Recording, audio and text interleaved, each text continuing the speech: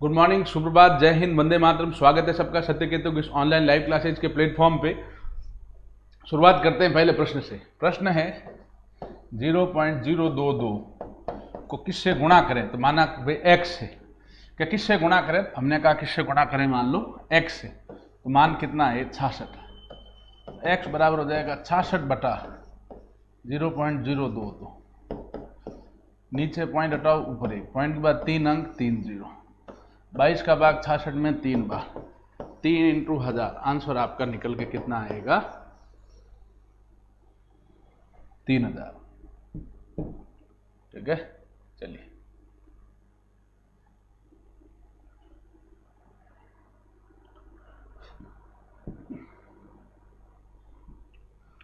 तीन द्वारा गुणित तीन क्रमागत संख्याओं का योग 90 है। तो इनमें सबसे बड़ी संख्या कौन सी? यहां देखो, एक चीज कह रहा है, तीन द्वारा गुणित तीन क्रमागत संख्याओं का योग 90 है। तो इनमें सबसे बड़ी संख्या कौन सी है? का योग 90 कह रहा है।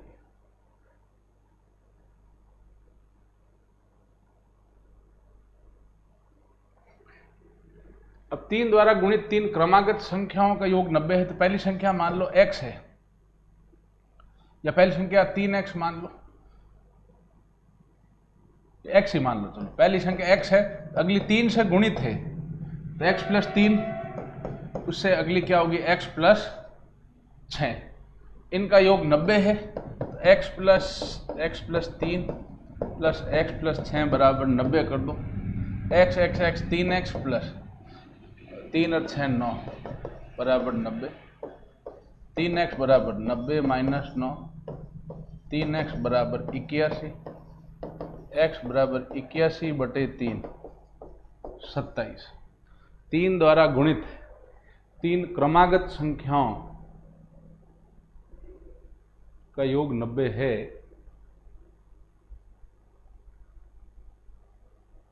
रुको, इसमें सवाल ही थोड़ा ज्यादा डीप दे दिया आपको। ये जीडी लेवल का सवाल नहीं है। इसमें ये कह सकता है या तो x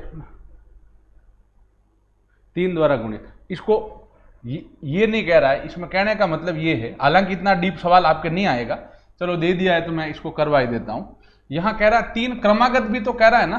तो हम केवल ऐसा नहीं कह सकते कि भाई 3 से भाज्य। एक बच्चे का आंसर 27 आया, लेकिन ये इससे अलग टाइप का प्रश्न है। इसमें ये चीज भी कह रहा है, केवल ये तीन क्रमागत नहीं देता ना। अगर देता केवल के तीन द्वारा गुणित, सिर्फ ये एक शर्त ही देता, तीन द्वारा गुणित, तब संख्या जो ली हमने सही थी, x प्लस 3 x प्लस 6। लेकिन यहां तीन द्वारा गुणित भी कह रहा है और तीन क्रमागत भी कह रहा है। तो तीन क्रमागत संख्याएं कौन कौन सी होगी? x plus 1, x plus 2। ठीक है ना, ये तीन संख्याएं हैं। ये 3 से गुणा है। ये जब 3 से गुणा होगी तो ये संख्याएं क्या बनेगी बेटा? 3x, 3x plus 3, 3x plus 6। ये पॉइंट आप समझ रहे हैं? हमने अभी जो ले लिया था भाई x प्लस 3 x प्लस 6, वो केवल एक ही शर्त पे ले लिया, तीन द्वारा गुणित।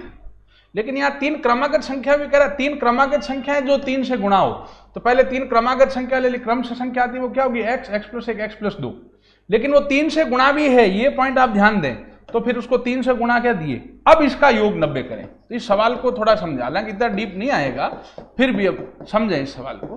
अब इसका योग 90 कर दें।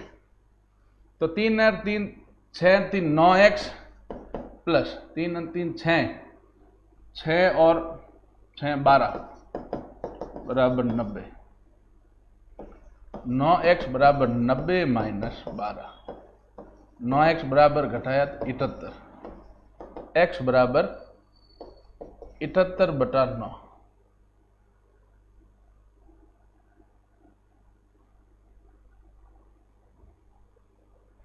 नब्बे कैसे? रुको, 3 और 3 6 3 9x प्लस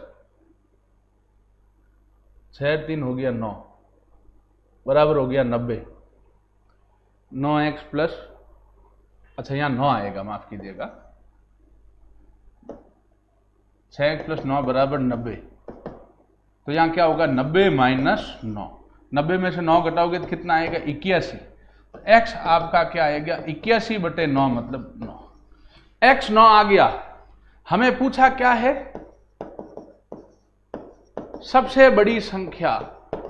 तो 3 द्वारा गुणित सबसे बड़ी संख्या कौन सी है, ये। तो 3x + 6, 3 × 9 + 6, 27 + 6। सबसे बड़ी संख्या कितनी हो जाएगी, 33। ठीक है, x की जगह 9 लिखा तो 9 × 3 = 27, 27 और 6 33।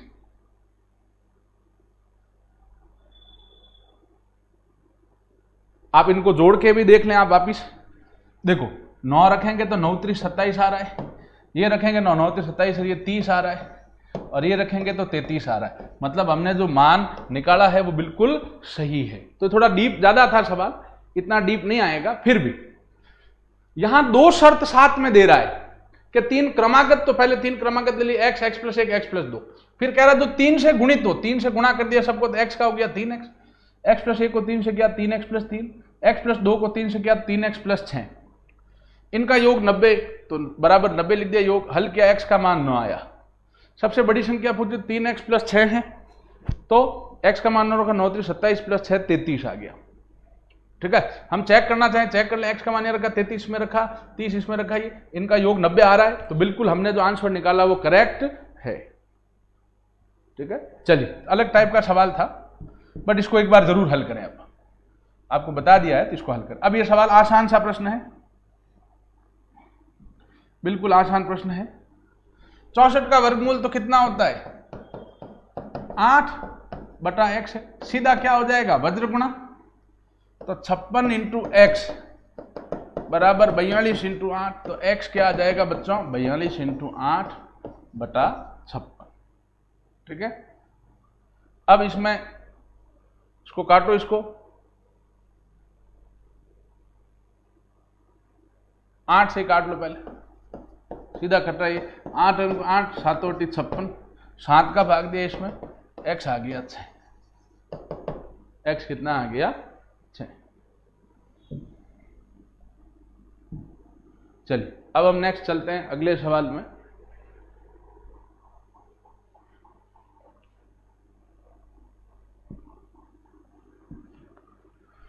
ये रूट इसमें है, कह रहा रूट 2 की घात n है, उसका रूट है, वर्गमूल है, बराबर 64 में n का मान पूछ रहा है।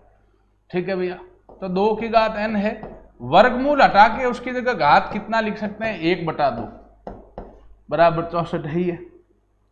अब कोष्टक लग के घात के ऊपर घात है, आधार वही रहता है, घातें गुणा हो जाती है, n × 1/2 बराबर 64 लिखे रहने दो अभी।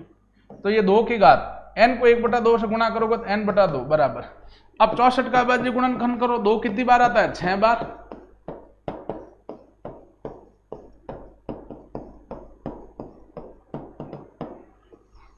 दो आ गया 6 बार, 2 की घात 6। यहां आधार समान है बच्चों, 2 है आधार, इसमें 2 है, तो घातें भी समान होगी, n/2 बराबर 6। n कितना आ जाएगा, 6 दूनी 12। ये आपका आंसर।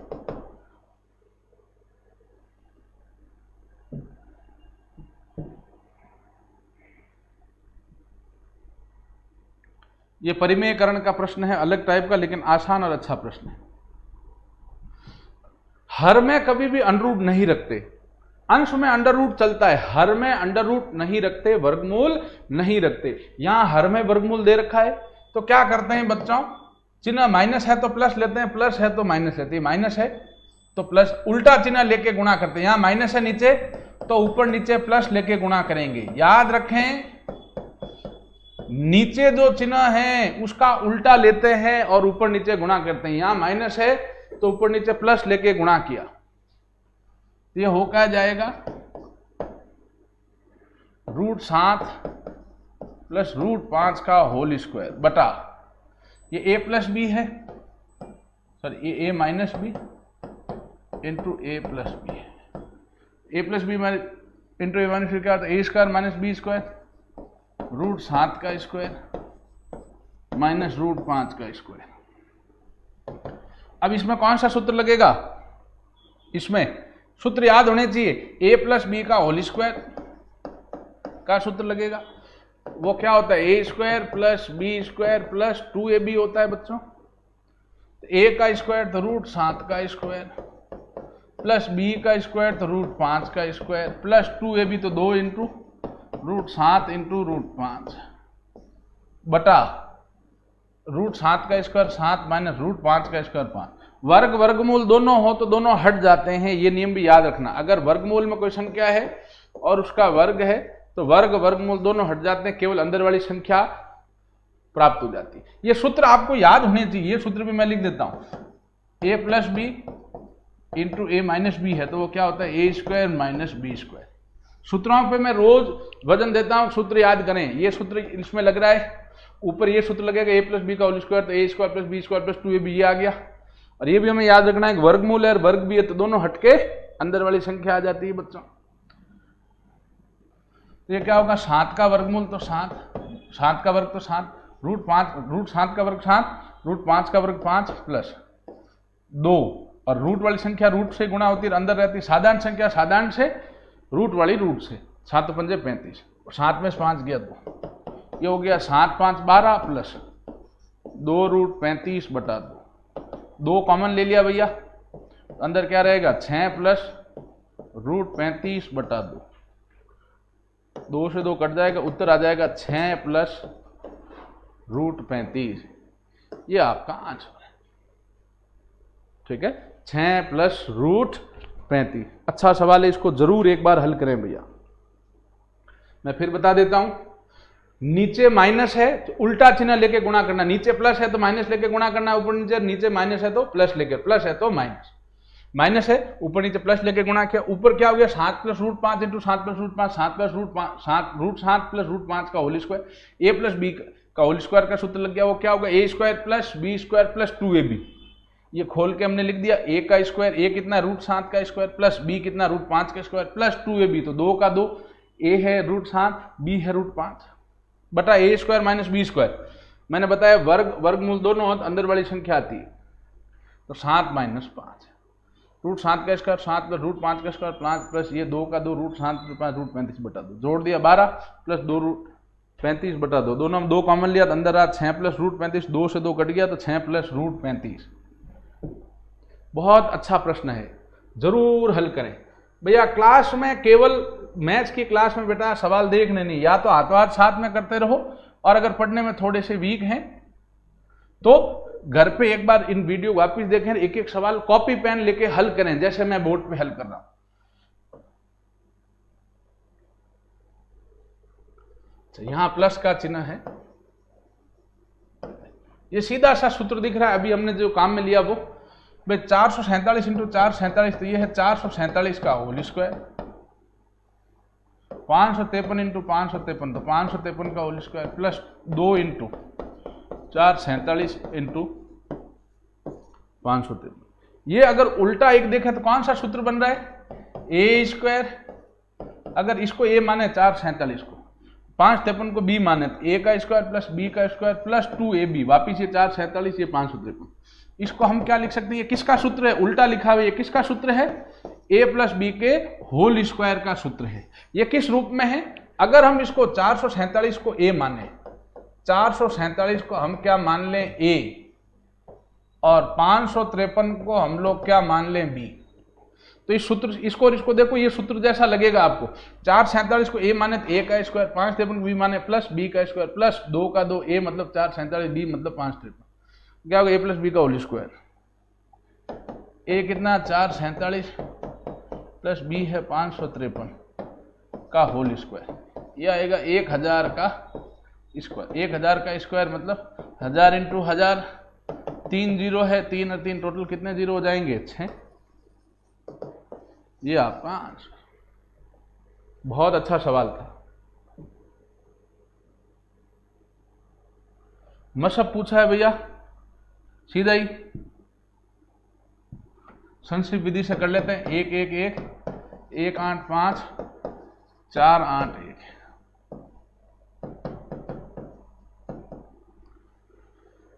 सबसे पहले किसका भाग जाएगा,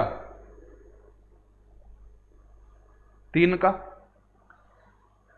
3 का भाग दिया भैया इसमें, क्योंकि 1 प्लस 1 प्लस 1 कितना आता है 3, 3 का भाग दिया, 3 का भाग इसमें 3 बार, पिछड़ा 2 7 37, इसमें 3 का भाग नहीं जाएगा, इसको वैसा का वैसा लिखेंगे।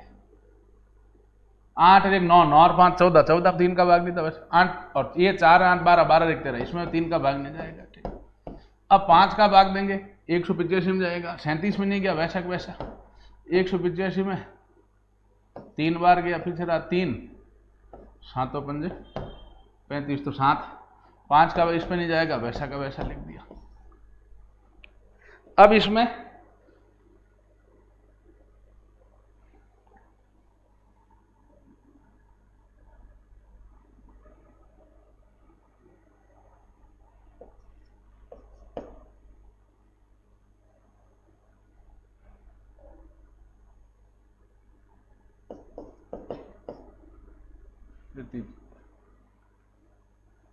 इसमें सीधा 13 का भाग जाएगा, इसमें 481, 37 में नहीं गया, वैसा का वैसा 37 में नहीं गया, वैसा इसमें दिया 13 39, 48 में 39 घटा, पिछड़ा 9 13 7 91।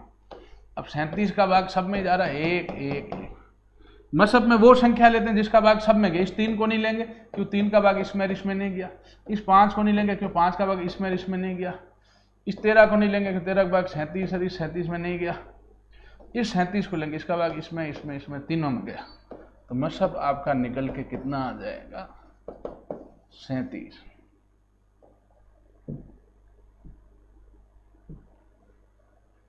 अगला प्रश्न है, अच्छा प्रश्न है, ये आसान है लेकिन बढ़िया प्रश्न है, थोड़ा ध्यान देना है। चिन्हों की गड़बड़ यहां गड़बड़ करवा देगी, ये ध्यान दें। सबसे पहले छोटा कोष्टक हल करते हैं। भाई कोष्टकों में सर्वप्रथम किसको हल करते हैं, छोटा कोष्टक, उसके बाद में मंझला कोष्टक, उसके बाद में बड़ा कोष्टक।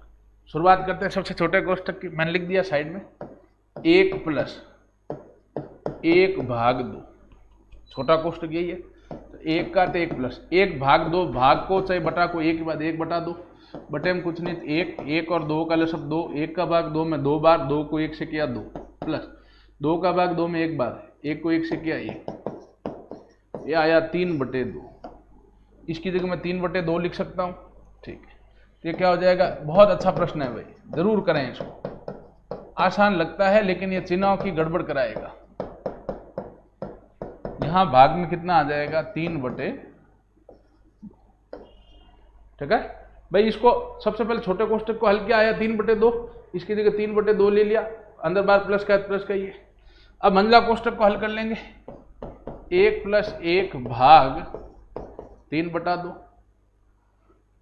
इसमें क्या होगा, 1 का तो 1 रहेगा, लेकिन ये क्या हो जाएगा भैया, 1 भाग 3/2 है तो भाग की जगह चिन्ह गुणा का आएगा, तो ये उल्टा हो जाता है, तो ये क्या हो जाएगा 2/3।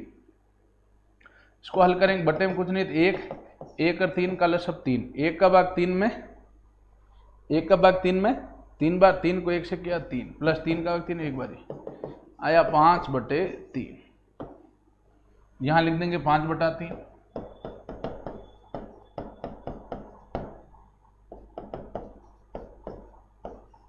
ठीक है, अब इसको हल कर देंगे,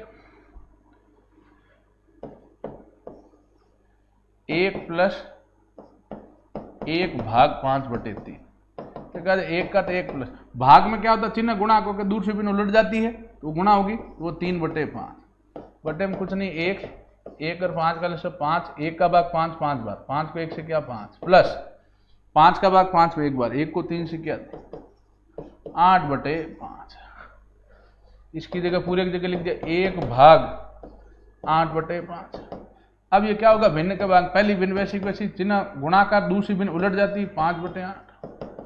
आंसर आपका निकल के कितना आ जाएगा 5/8। बहुत अच्छा सवाल है, ठीक है ना, बहुत ही अच्छा सवाल है। ये आसान लग रहा है लेकिन इतना आसान नहीं है, एक बार जरूर हल करें इसको। ठीक है, सबसे पहले छोटा कोष्टक साइड में लेके हल किया भाई, सबसे पहले छोटा कोष्टक हल किया, 1 भाग 2 1/2 लिख दिया। अब इसको भिन्न को जोड़ा 3/2, इसकी जगह 3/2 लिख दिया। अब ये है 1 प्लस 1 भाग 3/2, 1 का तो 1 अब एक में 3/2 का भाग दिया, भाग में क्या होता है, दूसरी भिन्न उलट के गुणा हो जाती, तो ये उल्टे की 2/3, 1 से गुणा होगी तो वही 2/3, इसको जोड़ा 5/3 है, यहाँ लिख दिया 5/3। अब इसको हल किया, एक का तो एक रहेगा, एक भाग 5/3 है तो संख्या उलट जाएगी, 3/5 होगी, इसको हल किया 8/5, यहाँ लिख दिया। अब एक का तो एक रहेगा, भाग की जगह चिन्ह गुणा का था, भिन्नों के भाग में क्या होता है, भाग की जगह चिन्ह गुणा का आता है, दूसरी भिन्न उलट जाती, 5/8, उत्तर आ गया 5/8। अगला प्रश्न है, ये बहुत अच्छा प्रश्न था, इसको पक्का करें बेटा। प्रश्न है 12.5% को साधारण भिन्न में, 12.5% है को साधारण भिन्न में बदलना है, तो प्रतिशत का चिन्ह दिया है तो चिन्ह हटा के बटे में कितना ले लेते हैं, 100। 12.5% है, प्रतिशत का चिन्ह हटा के बटे में कितना लेते हैं, 100। ठीक है, ले लिया। अब पॉइंट हटाओ ऊपर नीचे, पॉइंट के बाद एक अंक 1 0। अब 100 और 10 के बीच में चिन्ह नहीं, चिन्ह गुणा कर लेंगे। 125 बटाइए 5 से काटा 4, 25 से काटा 4, 25 से काटा 5, 5 से काटा 1, 5 से काटा, ऊपर 1 रखा, नीचे 4 दूनी 8। आंसर कितना आ गया, 1/8। आंसर कितना आया बच्चों, 1/8। चलिए अब हम नेक्स्ट सवाल की ओर बढ़ते हैं।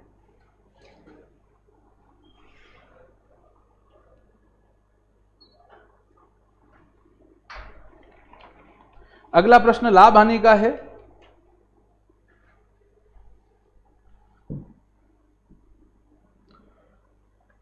कह रहा है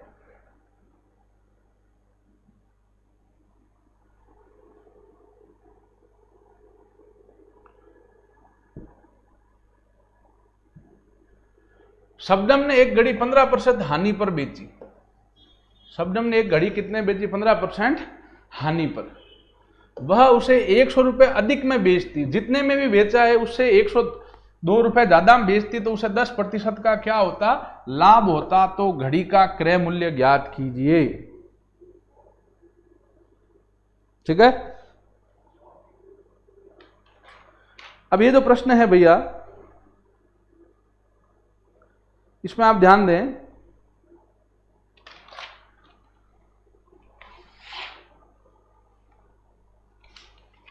सौ मान के भी इसको कर सकते हैं,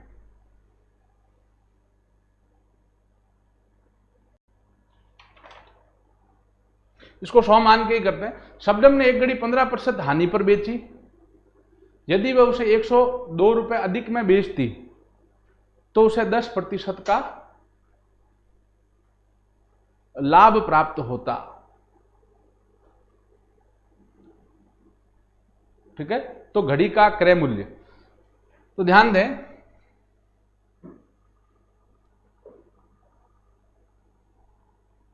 अगर उसका क्रय मूल्य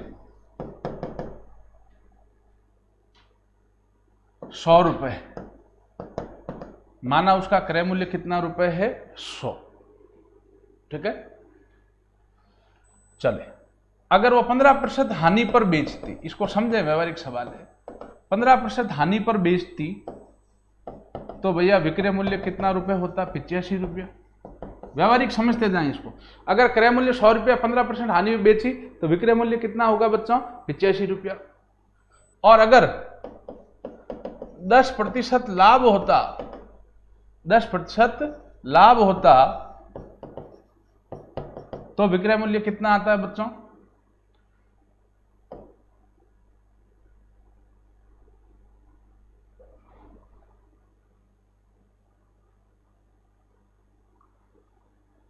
₹110।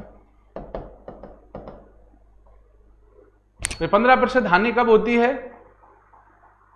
जब 85 में बेचेगी तो होगी, क्रय मूल्य 100 माने तो, और लाभ होगा 10% कब, जब कितने में बेचे, 10 रुपए अधिक में।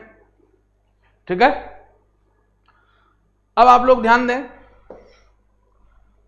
तो अंतर कितने का आया है, 110 माइनस 85, 25 रुपए का। अंतर कितने का आया है, 25 रुपए का। तो बस हो गया सवाल, 25 रुपए का अंतर कब आता है, जब क्रय मूल्य कितना है, 100 का। तो चूंकि 25 रुपए अधिक मिलते हैं, कब, कि जब क्रय मूल्य कितना हो, 100 रुपया। इसलिए 1 रुपए अधिक मिलेंगे कब कि क्रय मूल्य कितना हो 100/25। इसलिए कितने रुपए अधिक कह रहा है 102 रुपए अधिक मिलने पर क्रय मूल्य हो जाएगा 100/25 इंटू 102। इसको काटा 25 का भाग 4 बार, इसको गुणा किया 408। कई बच्चों ने पहले आंसर दिया, वेरी गुड बेटा, शाबाश। ठीक है, आंसर क्या आ जाएगा 100/25 इंटू 102। ठीक है, ये तो हम 100 मान के करें तो। इसमें मैं आपको ट्रिक भी बता दूंगा। ठीक है,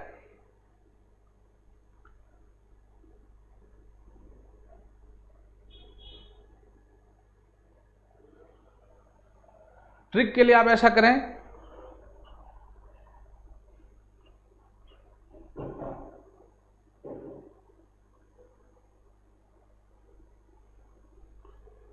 इसी में आपको मैं ट्रिक बता देता हूं, वो और भी आसान है। अगर हम इसे ट्रिक बनाएं तो ये होगी बच्चों, ये इसी टाइप के सवाल में लगेगी। वो ट्रिक क्या हो जाएगी, क्रय मूल्य बराबर 100 बटा लाभ प्रतिशत प्लस हानि प्रतिशत जो दे रखी इंटू कितना मूल्य अधिक आ रहा है, अधिक मूल्य कितना है, मतलब 100 बटा हानि कितनी 15, हानि को लाभ को एक ही बात, हानि प्लस लाभ दोनों को जोड़ना है, इंटू अधिक कितने मिल रहे हैं 102, तो 100/25 इंटू 102, इसको काटा 408। तो आप 100 मान के भी इसको कर सकते हैं, कोई ज्यादा इसमें समस्या नहीं है। और आप चाहें तो इसकी हमने जो ये ट्रिक बना दी है कि भाई इतने प्रतिशत हानि पर बेच रहे हैं तो इतना लाभ, ठीक है, इतने प्रतिशत हानि पर बेच रहे हैं, अगर वो इतने रुपए अधिक में बेचते तो इतने प्रतिशत का लाभ होता, तो उस स्थिति में क्रय मूल्य क्या है, तो 100 बटा लाभ प्रतिशत हानि प्रतिशत दो दे रखा है, इंटू कितना मूल्य अधिक हो रहा है वो करते हैं। तो दोनों तरीके से इस सवाल को हल किया। अब अगला सवाल 11वां आसान प्रश्न है बिल्कुल। छूट प्रतिशत दिया हुआ हमें और विक्रय मूल्य दिया हुआ, अंकित मूल्य ज्ञात करना है। अंकित मूल्य क्या होता है, सीधा हमें पता होना चाहिए, विक्रय मूल्य इंटू 100/100 माइनस छूट प्रतिशत, सीधा सूत्र है। तो 510 इंटू 100/100 माइनस 15% छूट है, तो 510 इंटू 100/85, 17 से कटेगा 17/85, 17×3 = 51, 0 5 का भाग 30 में दिया 600 रुपये।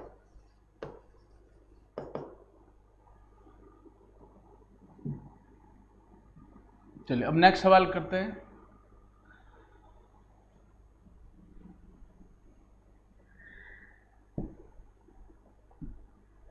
कह रहा कोई राशि 5 वर्ष में दुगनी हो जाती है तो दर क्या है। तो इस दुगनी तिगनी वाली मैंने कल परसों सवाल बताया था, इसमें दर क्या होती है, n-1 बटा समय इंटू 100। दुगनी कह रहा है तो n 2 लेंगे, तिगनी कहता 3 लेते, 4 गुनी कहता 4 लेते, समय 5 इंटू 100, 1/5 इंटू 100, 100 में 5 का भाग दिया 20%। दर कितने परसेंट आ गई बच्चों, 20%। ठीक है, चलिए अब नेक्स्ट सवाल की ओर बढ़ते हैं भैया।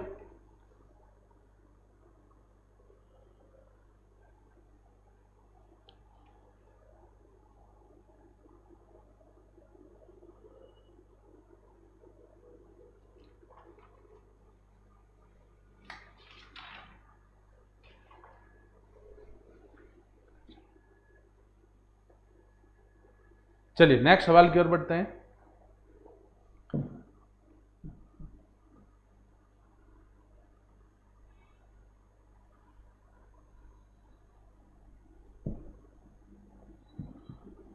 प्रश्न कह रहा है 6,400 रुपए की राशि 5% की दर से 2 वर्ष के लिए उधार दी जाती है, तो उसका साधारण ब्याज और चक्रवृद्धि ब्याज का अंतर क्या होगा। ठीक है, इसके साधारण ब्याज और चक्रवृद्धि ब्याज का अंतर, एक तो सुनो, हमें चक्रवृद्धि ब्याज का सूत्र भी निकालना भी आता है, चक्रवृद्धि ब्याज भी, और हमें साधारण ब्याज भी निकालना आता है। तो हम एक तरीका तो इसमें क्या कर सकते हैं कि भैया चक्रवृद्धि ब्याज निकाला, साधारण ब्याज निकाला और दोनों का क्या ज्ञात कर लिया, अंतर। एक तरीका तो ये है, ठीक है ना, साधारण ब्याज निकाला, चक्रवृद्धि ब्याज निकाला और दोनों का हमने क्या ले लिया प्यारे बच्चों, अंतर, ठीक है। और एक तरीका है इसका सीधा ट्रिक है। तो एक तो देखो आप देसी तरीके से कर सकते हैं, चक्रवृद्धि ब्याज निकालो, साधारण ब्याज निकालो और उसका अंतर। एक तरीका है अंतर बराबर होता है मूलधन बटा या मूलधन इंटू दर बटा 100 की घात 2। ये ट्रिक होती है, या तो ये ट्रिक याद रख ले, और अगर आपको ये ट्रिक याद नहीं है तो कोई चिंता की बात नहीं, आप चक्रवृद्धि ब्याज निकालें, मूलधन दिया हुआ, दर दिया हुआ, समय दिया और साधारण ब्याज निकाल लें, उनका अंतर ले लें। मूलधन कितना है 6400 इंटू दर है 5/100, घात 2 है तो 5/100। 5 से काटा एक बार, 5 से काटा एक और 2 0 से 2 0, 2 दूनी 4, 4 का भाग 64 में दिया 1।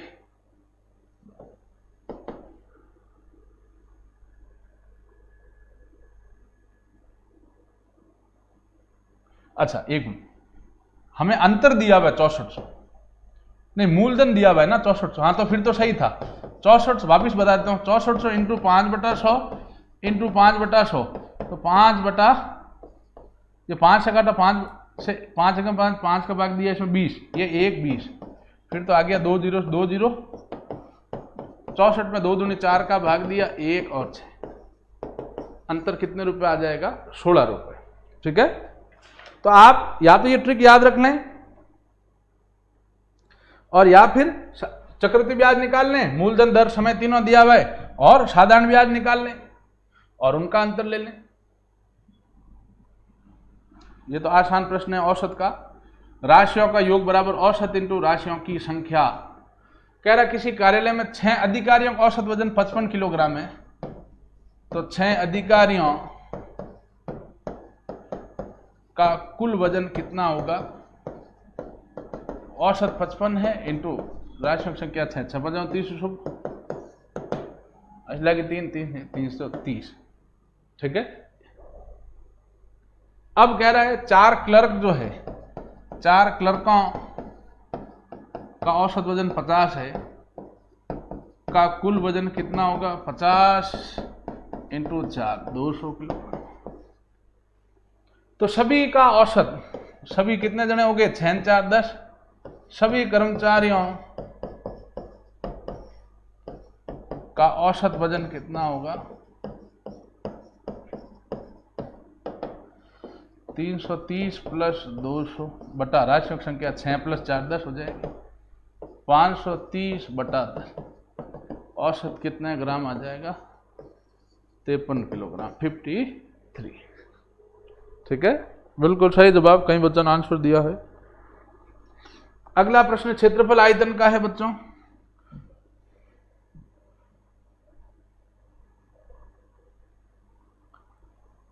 आसान लेकिन इंपॉर्टेंट प्रश्न, अच्छा प्रश्न है, मतलब लॉजिकल।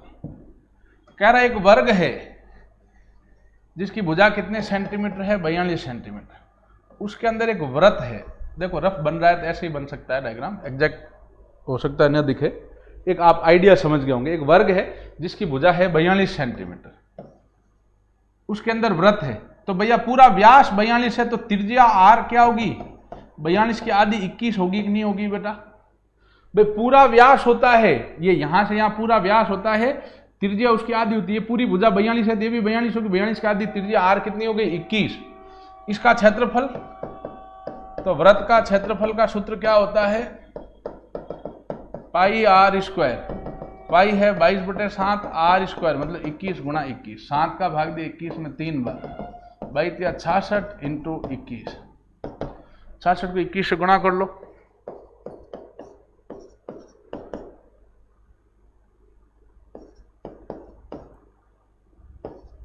$1386 और सेंटीमीटर में तो सेंटीमीटर स्क्वायर, ठीक है। चलिए अब नेक्स्ट,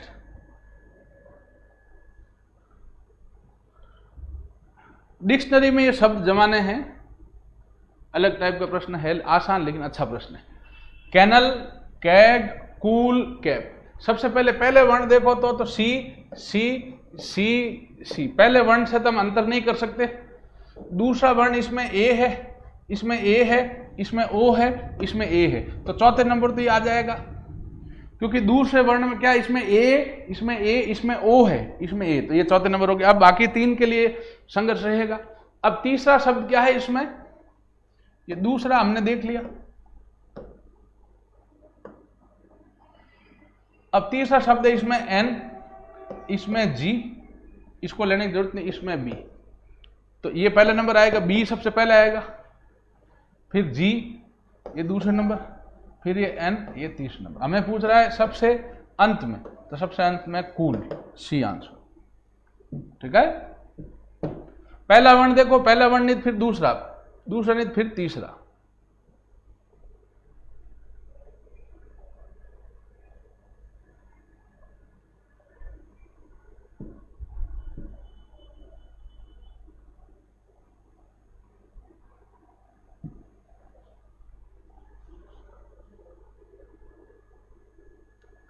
ये क्या हो रहा है यहां, इन दोनों को जोड़ने पे इसका वर्ग आ रहा है।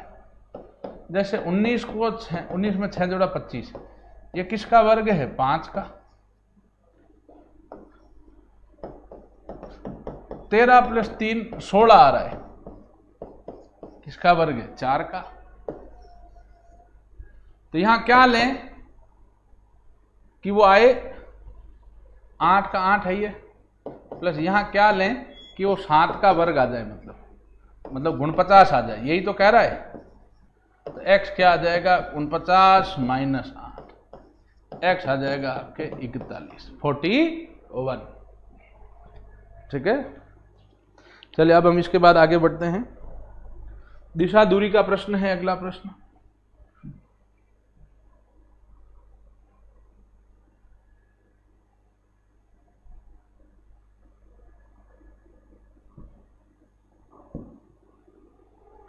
एक स्थान से आरंभ कर राजू 12 मीटर उत्तर फिर दाएं घूमकर 10 मीटर चला।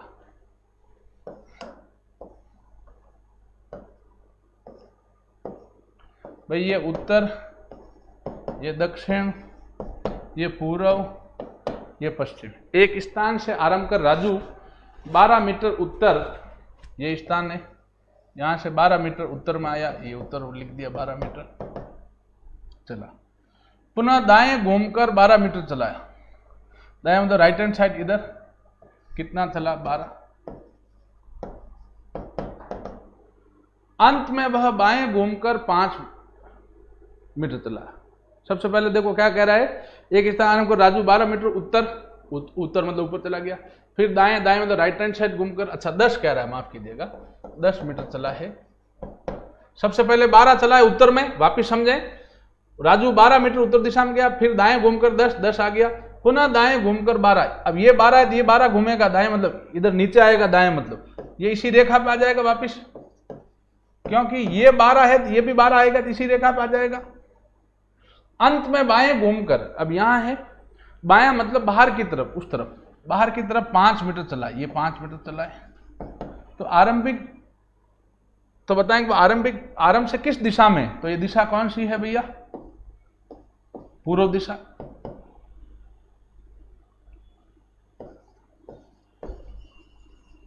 ठीक है, पूर्व में। और अगर कहता कितनी दूरी पे, ये 10 है तो ये भी 10 है, और ये 5 है, तो दूरी पूछता तो 15 मीटर। किस दिशा में है, पूर्व में, और कितनी दूरी पे है, तो 10 प्लस 5 15। बिल्कुल सही जवाब, एक बच्चे ने बहुत करेक्ट आंसर दिया है। अगला प्रश्न है रक्त संबंध का।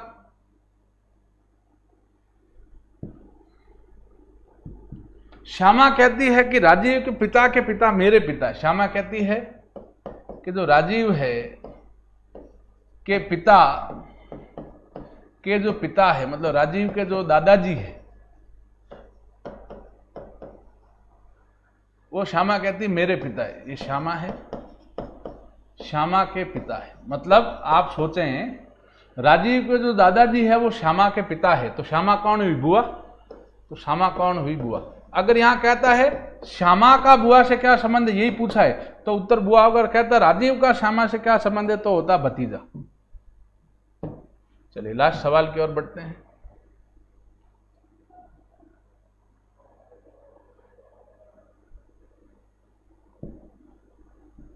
आसान प्रश्न है, A B C, B C D, C D E. अगर इस क्रम से देखें, ये क्या हो रहा है, 1 2 3, वापिस 2 3 4, एक पीछे लेके वापिस 3 4 5, तो आगे क्या हो जाएगा, 1 2 3, 2 3 4, 3 4 5, तो 4 5 और 6, मतलब डी ई एफ। बटे में क्या आएगा, एफ मतलब 6, आई मतलब 9, एल मतलब 12, यहाँ क्या आएगा 15, 15 मतलब क्या आ जाएगा, ये आपका आंसर।